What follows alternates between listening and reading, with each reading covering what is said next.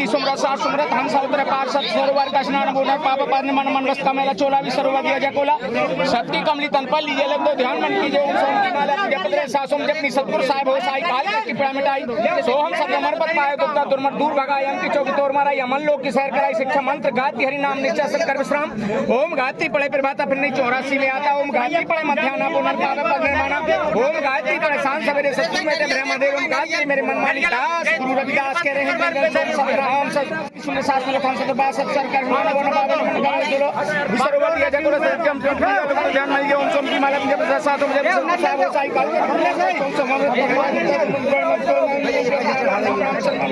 दास का सोम सतनाम ओम गायत्री सुंदर शास्त्र सदबा सब सरकार स्नान बोला पापन में मान वस्त्र मेला चौड़ा भी सरोवर ये जकोला सत्य कल्पना में लोग ध्यान में ओम सोम की माला जब सातम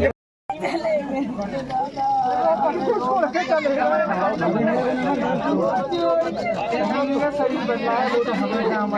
सबको छोड़ के चले गए अपने घर को नहीं गए वो सब तो उनके बच्चे हैं तो परिवार है ना।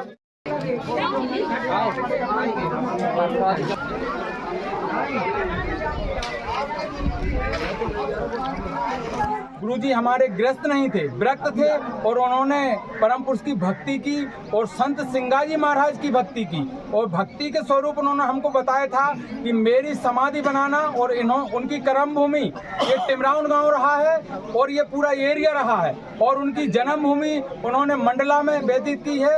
आज उनका पंचतत्व शरीर जो है वो पंचतत्व में विलीन हो गया, लेकिन आज उनकी ये शेष समाधि इस टिमरावन गांव में सभी गुरु भाइयों के द्वारा इस गांव के ग्रामवासियों के सहयोग से हमारे बीच में जो संत लोग बैठे हैं उनके मार्गदर्शन में और रात में वो हमारे कमला बाई को बता के गए थे और हमारा तो दुर्भाग्य रहा कि वो हम उनसे मिल नहीं पाए, लेकिन आज उनके इस सफल कार्यक्रम में हम यहाँ जन्म भूमि मंडला है लेकिन उनकी कर्म भूमि ग्राम टिमरावन, तहसील उदयपुरा, देवरी और जिला रायसेन को बनाया। आज मैं जिस जगह पर मौजूद हूँ वो जगह दुख की जगह भी है, शोक की जगह भी है और खुशी की जगह भी है। आप ये देख रहे हैं ये कोई आम मज़ार नहीं है या फिर आम जगह पर रखा हुआ कोई पत्थर नहीं है, बल्कि ये एक समाधि है जिसमें एक संत को यहाँ पर समाधि स्वरूप अर्पित किया गया है और कहीं ना कहीं इस समाज के लिए जिससे हम बात करने वाले हैं वो ऐतिहासिक भी हो सकता है।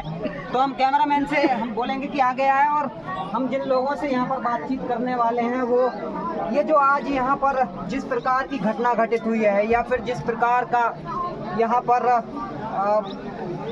कार्यक्रम हुआ है उसके विषय में हम संक्षिप्त में और विस्तार से भी बातचीत जानना चाहेंगे। हमारे बीच इस पूरे कार्यक्रम को जो मुख्य रूप से आगे लेके जा रहे थे उन्होंने इस कार्यक्रम को पूरा सफल किया था, हम उनसे ही जानना चाहेंगे कि ये जो यहाँ पर जो जिस प्रकार का कार्यक्रम हुआ है वो किस प्रकार का कार्यक्रम है। सबसे पहले आप अपना नाम बता दीजिए। और साथियों, मेरा नाम अमान सिंह अहिरवार है, मैं गवर्नमेंट हॉस्पिटल में मेडिकल लैब टेक्नीशियन के पद पर कार्यरत हूँ और मैंने गुरुजी का मैं शिष्य हूँ और गुरुजी ने जो मार्ग हमको बताया है जिस पर हम थोड़ा चलने का प्रयास किए हैं। गुरुजी हमको बताते थे कि बेटा, गुरुजी हमारे ग्रस्त नहीं थे, विरक्त थे और उन्होंने परम पुरुष की भक्ति की और संत सिंगाजी महाराज की भक्ति की और भक्ति के स्वरूप उन्होंने हमको बताया था कि मेरी समाधि बनाना और उनकी कर्म भूमि ये टिमरावन गांव रहा है और ये पूरा एरिया रहा है और उनकी जन्म भूमि उन्होंने मंडला में व्यतीत की है।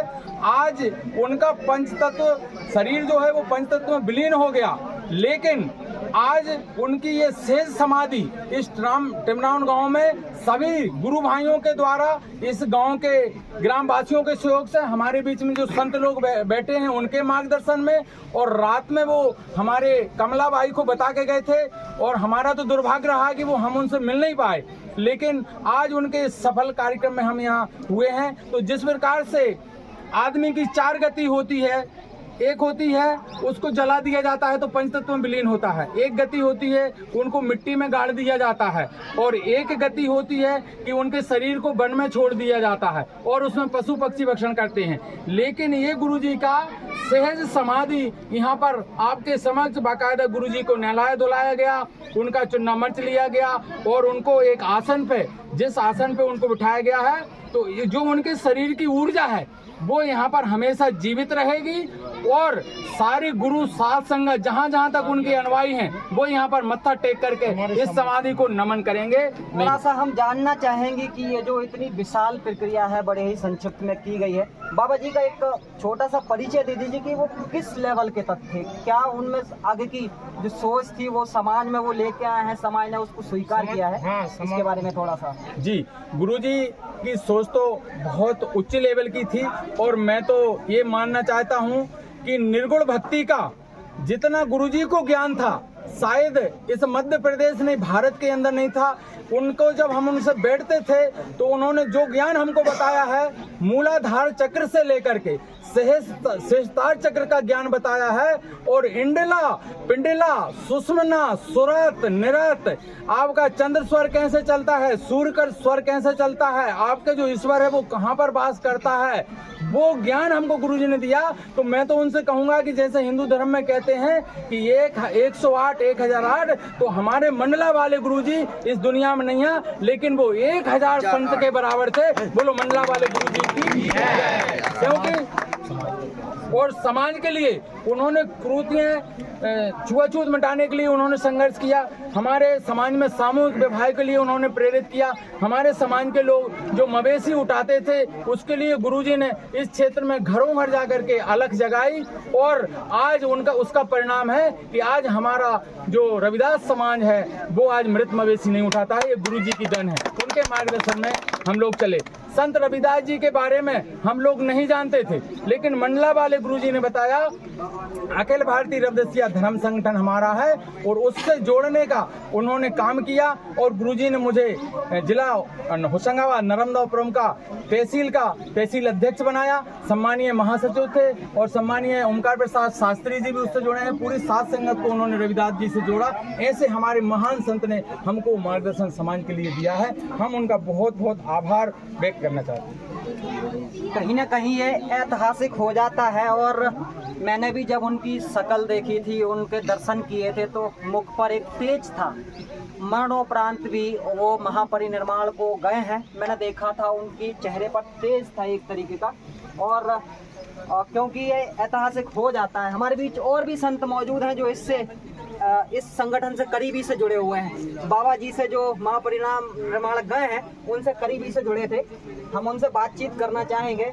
आप बाबा जी के बिल्कुल करीब थे, तो किस प्रकार का तेज उनमें अलग से दिखाई देता था? लोगों को शिक्षा देने के लिए, लोगों को सलाह देने के लिए किस प्रकार के वो भाव रखते थे? थोड़ा सा आप अपना परिचय दे दीजिए थोड़ा। जी, मेरा मेघराज दास बाबा है, जिला नरसिंहपुर का रहने वाला हूँ। रिछई खमरिया मेरा ग्राम है, राजमार्ग चौराहे के पूरब में रहता हूँ। और मंडलावारी गुरुजी मेरे इसलिए 25 वर्षों से मैं उनके साथी रहा, मेरा साथी थे और हमारा उनके बीच में समाज सुधार के भी, समाज को जगाने के लिए उनके लिए बहुत बड़ा योगदान रहा। और उन्होंने बोला मेघराज दास जी आप ही ये काम को कर सकते हो, ऐसे बहुत से लोग हैं जो मैं उनको काम सौंप रहा हूँ, समाज को जगाना हूँ, समाज की जो कुरीतियाँ हैं उसको किस ढंग से मिटाना है, किस ढंग से क्या करना है, इसमें अपन को बहुत ज़्यादा मेहनत करना है। तो सदगुरु महाराज ने, हमारे जो मंडलावारे महाराज जी थे, साल में एक बार मेरे धाम भी पहुंचते थे और हम लोग रात जागरण करते थे, सत्संग होता था और हर प्रकार का मार्ग इसी प्रकार से हम भी उनकी पूछताछ चलती रहती थी कि समाज को किस प्रकार हमको साकार करना है, ये हमारा। तो हम उसी समय से गुरुजी के बताए हुए मार्ग पर चलते हुए समाज सुधार में लगे हुए हैं कि जिस प्रकार समाज सुधार हो रहा है और हमारी समाज ध्यान दे रहे, जो नए युवक हो रहे हैं वो तो बहुत ज़्यादा आगे समाज के बढ़ावा में और सुधार में लगे हुए हैं। तो हम गुरुजी के बहुत बहुत आभारी हैं। आज गुरुजी हमारे सभी समाज को छोड़ के चला गए हैं, लेकिन ऐसा नहीं है, हमको सबको ऐसा लग रहा है कि नहीं, गुरुजी हमारा जीवन रहेगा जो हमारे साथ में। तो गुरुजी हैं जन्म का परिचय। जब मैं यहाँ पे आया था तो मुझे भी एक ऊर्जा का संचार मिला था। मैं सुबह से यहाँ हूँ, बैठा हूँ, मैंने देखा कि मुझे प्यास नहीं लग रही, मुझे भूख नहीं लग रही है। तो कहीं ना कहीं ये जो वातावरण बना हुआ है वो गुरुजी की वजह से बना हुआ है, उनकी पूरी सोच से बना हुआ है। तो ये जो वातावरण यहाँ पर बना हुआ है, उस वातावरण को सब जगह फैलाने के लिए यहाँ पर एक मंदिर का निर्माण किया जा रहा है। मुझे लगता है एक मंदिर का, एक समाधि का निर्माण किया जाएगा, ताकि दूर से जो उनके अनुयायी हैं, उनके भक्त हैं, आकर उनके दर्शन करेंगे और एक ऊर्जा का संचार करेंगे अपने आप में। और मैं बता दूं कि बाबा जी यहाँ के नहीं थे, वो मंडला के थे, लेकिन उन्होंने उनके जो अनुयायी थे उन्होंने बताया कि वो यहाँ पर उनकी कर्म भूमि थी, जन्मभूमि उनकी मंडला थी। उनके रिश्तेदार यहाँ पर मौजूद हैं, भतीजे हैं जो बाबा जी विलीन हुए हैं पंचतत्व में, उनके भतीजे मौजूद हैं। हम उनसे भी संक्षिप्त में बातचीत करना चाहेंगे। बाबा जी, आपके यहाँ कब तक रहे थे और उन्होंने ये संन्यास कब से ग्रहण किया था? बाबा जी मेरे ख्याल से 1998 या 99 मंडला से। और फिर उन्होंने क्या शादी की थी? शादी हुई थी। इसके बाद उन्होंने ये ब्रह्मचर्य का शादी हुई थी उसकी। हमारी चाची शादी होने के बाद 3 महीना साथ गुजारे हैं। उसके बाद माइंड उनकी मेंटली था। तो आप मांग कर रहे थे कि ये जो आपके चाचा जी हैं, आप उनको वहाँ ले जाना चाहते हैं, पर यहाँ के जो अनुयायी थे, उनके चाहने वाले थे, उन्होंने ऐसा नहीं करने दिया है। तो आखिर कारण क्या रहा है ऐसा? ये जो घड़ियाँ होती हैं वो कई सदी में एक बार आती हैं, और ये जो दलित समाज था, ये पिछड़ा हुआ समाज था, वहाँ पर ये घड़ी आई थी और इस घड़ी को उन्होंने एक मंदिर में, एक समाधि में कन्वर्ट कर दिया, जो कि समाज को पूरा मैसेज जा रहा है। हम आपसे भी थोड़ी सी जरा सी बातचीत करना चाहेंगे, आप भी हमसे भी जुड़े हुए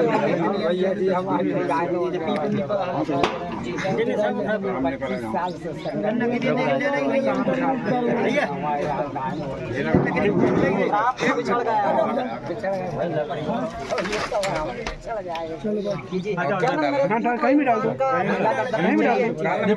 नौकरी लगी थी तो उनको पता चला, तो वो मेरे कमरे पे गए थे और बोले मैं सिंगाजी महाराज से जुड़ा हुआ हूँ और मैंने 10 फरवरी 2002 को उनसे नामदान ग्रहण किया था। उसी दिन हमारा नया जन्म हो गया था।